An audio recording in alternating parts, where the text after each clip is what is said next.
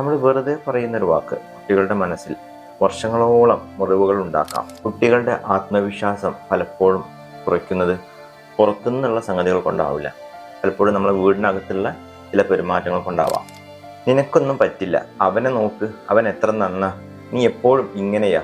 ചെറിയ വാക്കുകളായി തോന്നാം, പക്ഷെ കുട്ടികളുടെ മനസ്സിൽ അത് വലിയ ആഘാതം ഉണ്ടാക്കിയേക്കാം.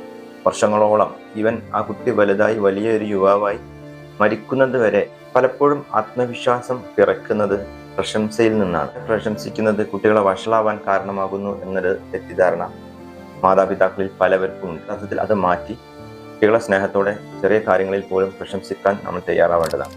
തിരുത്തേണ്ട രീതിയും വളരെ പ്രധാനപ്പെട്ടതാണ്. നമ്മൾ ഉപയോഗിക്കുന്ന വാക്കുകളിൽ ചെറിയൊരു മാറ്റം വരുത്തിയാൽ തന്നെ കുട്ടികളിൽ അത് വലിയ തരത്തിലുള്ള ആത്മവിശ്വാസം ഉണ്ടാകും. പെർഫോമൻസ് കുറവായ കുട്ടികളോട് നെഗറ്റീവ് അടിക്കാതെ നമുക്ക് സെറ്റാക്കാം, ഞാൻ ഉണ്ട് നിന്റെ കൂടെ തുടങ്ങിയ ആത്മവിശ്വാസം നൽകുന്ന വാക്കുകൾ പറഞ്ഞ് കുട്ടികളെ തിരുത്താൻ ശ്രമിക്കാം.